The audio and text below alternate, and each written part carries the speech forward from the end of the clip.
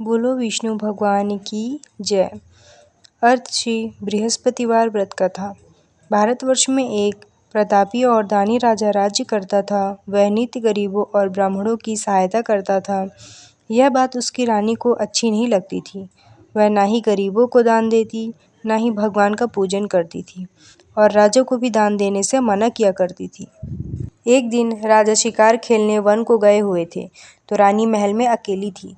उसी समय बृहस्पति देव साधु वेश में राजा के महल में भिक्षा के लिए गए और भिक्षा मांगी। रानी ने भिक्षा देने से इनकार किया और कहा, हे साधु महाराज, मैं तो दान पुण्य से तंग आ गई हूँ।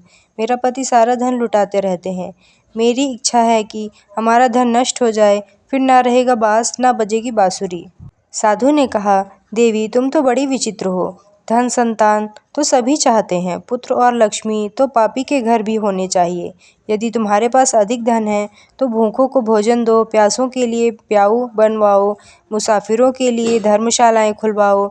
जो निर्धन अपनी कुंवारी कन्याओं का विवाह नहीं कर सकते हैं, उनका विवाह करा दो। ऐसे और कई काम हैं जिनके करने से तुम्हारा यश लोक परलोक में फैलेगा। परंतु रानी का उपदेश का कोई प्रभाव न पड़ा। वह बोली, महाराज, आप मुझे कुछ न समझाएं। मैं ऐसा धन नहीं चाहती जो हर जगह बांटती फिरूं।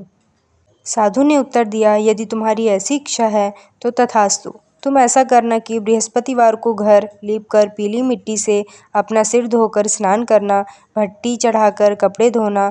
ऐसा करने से आपका सारा धन नष्ट हो जाएगा।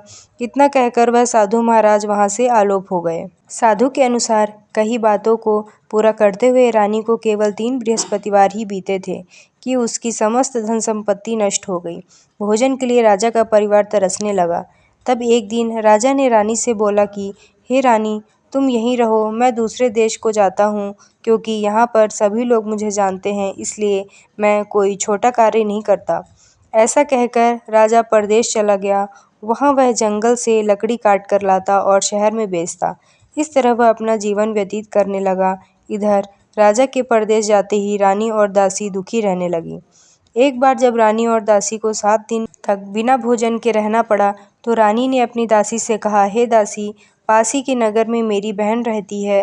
वह बड़ी धनवान है, तो उसके पास जा और कुछ ले आ, ताकि थोड़ी बहुत गुजर बसर हो जाए। दासी रानी की बहन के पास गई। उस दिन गुरुवार था और रानी की बहन उस समय बृहस्पतिवार व्रत की कथा सुन रही थी। दासी ने रानी की बहन को अपनी रानी का संदेश दिया, लेकिन रानी की बड़ी बहन ने कोई उत्तर नहीं दिया। जब दासी को रानी की बहन से कोई उत्तर नहीं मिला तो वह बहुत दुखी हुई और उसे क्रोध भी आया। दासी ने वापस आकर रानी को सारी बात बता दी।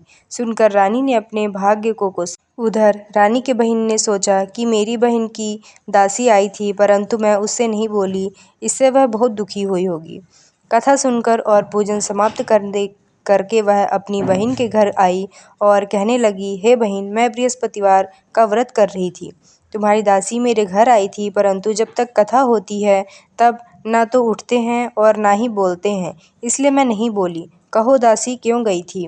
रानी बोली, बहन, तुमसे क्या छिपाऊं, हमारे घर में खाने तक को अनाज नहीं था। ऐसा कहते कहते रानी की आंखें भर आईं। उसने दासी समेत पिछले 7 दिनों से भूखे रहने तक की बात अपनी बहन को विस्तार पूर्वक सुना दी। रानी की बहन बोली, देखो बहन, भगवान बृहस्पति देव सबकी मनोकामना को पूर्ण करते हैं। देखो, शायद तुम्हारे घर में भी अनाज रखा हो। पहले तो रानी को विश्वास नहीं हुआ, पर बहन के आग्रह करने पर उसने अपनी दासी को अंदर भेजा तो उसे सचमुच अनाज से भरा एक घड़ा मिल गया। यह देखकर दासी को बड़ी हैरानी हुई। दासी रानी से कहने लगी, हे रानी, जब हमको भोजन नहीं मिलता तो हम व्रत ही तो करते हैं, इसलिए क्यों न इसे व्रत और कथा की विधि पूछ ली जाए, ताकि हम भी व्रत कर सकें। तब रानी ने अपनी बहन से बृहस्पतिवार व्रत के बारे में पूछा। उसकी बहन ने बताया, बृहस्पतिवार के व्रत में चने की दाल और मुनक्का से विष्णु भगवान का केले की जड़ में पूजन करें तथा दीपक जलाएं, व्रत कथा सुनें और पीला भोजन ही करें। इससे बृहस्पति देव प्रसन्न होते हैं। व्रत और पूजन की विधि बताकर रानी की बहन अपने घर को लौट गई। 7 दिन के बाद जब गुरुवार आया तो रानी और दासी ने व्रत रखा।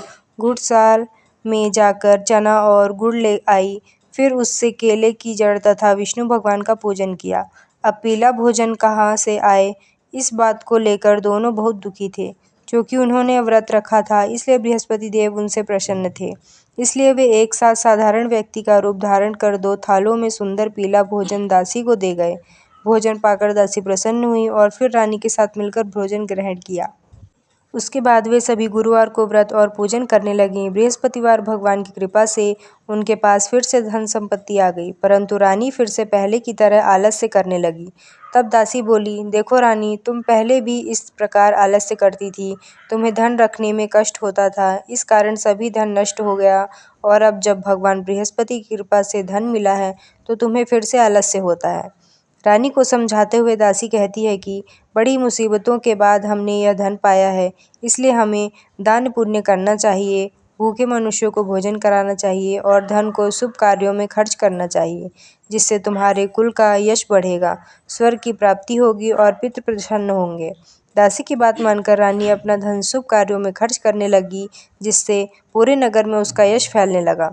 बृहस्पतिवार व्रत कथा के बाद श्रद्धा के साथ आरती की जानी चाहिए। इसके बाद प्रसाद बांटकर उसे ग्रहण करना चाहिए। एक दिन राजा दुखी होकर जंगल में एक पेड़ के नीचे आसन जमाकर बैठ गया। वहीं अपनी दशा को याद करते व्याकुल होने लगा। बृहस्पतिवार का दिन था। एकाएक उसने देखा कि निर्जन वन में एक साधु प्रकट हुए। वह साधु वेश में स्वयं बृहस्पति देवता थे। लकड़हारे के सामने आकर बोले, हे लकड़हारे, तुम सुनसान जंगल में तू चिंता मग्न क्यों बैठा है? लकड़हारे ने दोनों हाथ जोड़कर प्रणाम किया और उत्तर दिया, महात्मा जी, आप सब कुछ जानते हैं, मैं क्या कहूँ? यह कहकर रोने लगा और साधु को अपनी आत्मकथा सुनाई। महात्मा जी ने कहा, तुम्हारी स्त्री ने बृहस्पति के दिन बृहस्पति भगवान का निरादर किया है, जिसके कारण